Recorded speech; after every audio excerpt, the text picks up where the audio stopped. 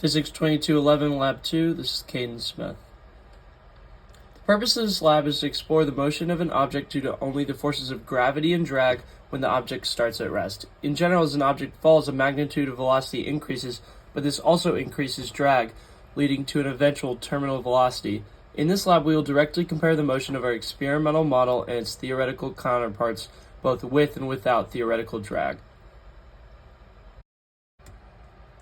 In this lab, the relevant formulas are shown here, including how to calculate the force of gravity and how we will model drag, as well as the position and velocity update formulas and how they work in the coding shown on the right side.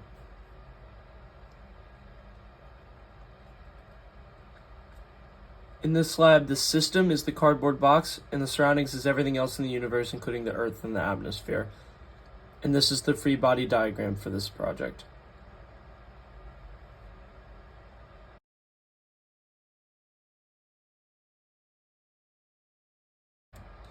Listed here are some of the initial conditions for the lab, including the initial velocity of 0 meters per second, as well as how the net force is going to be assigned.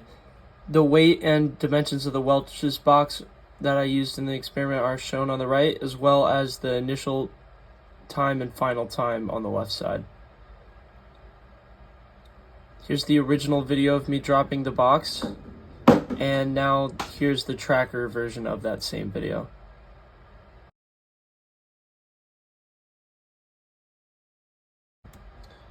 Here we have the code for this experiment. Shown first is the visualization of how our plot works. The ball mass is identified here at 1.5 kilograms. And the initial conditions are shown here at 0, 0, 0 for both the position and the velocity. We've defined g as negative 9.8 as we are near Earth's surface. And up is directly up, as shown as j hat there.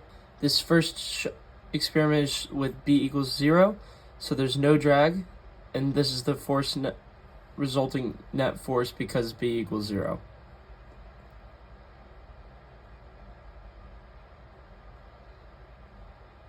Here's the velocity update formula and the position update formula based on the net force we calculated above.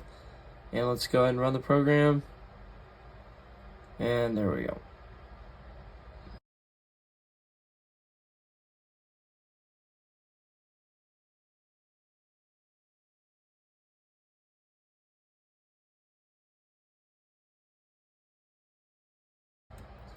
Next, we'll show the coding for when there is drag, as assigned by shown here with b equal to 1.5, and the updated force net calculation. Everything else in this entire thing is the same.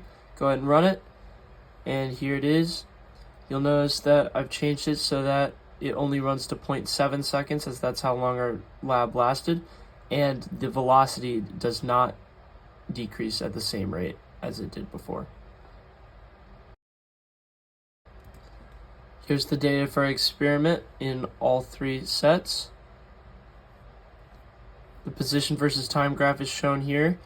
Notice how glow script with no drag has the position go that much further than our other simulation and our experiment.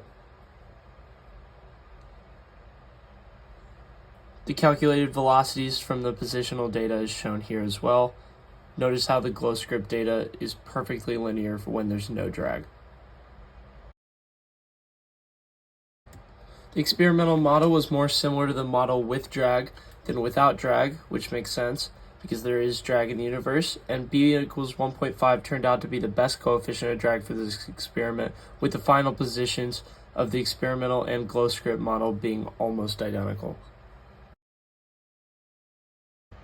There were three main sources of error in this lab, the first one being the object not having been released at perfectly zero velocity.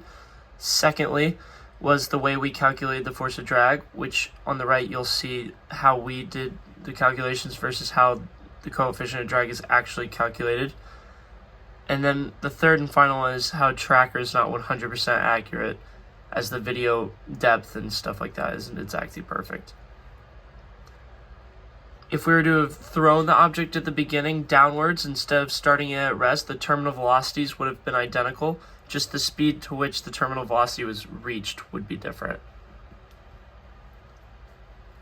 Terminal velocity is reached eventually in the ghost grip model that included drag, because in this model, velocity increased to the point where Fnet could become 0.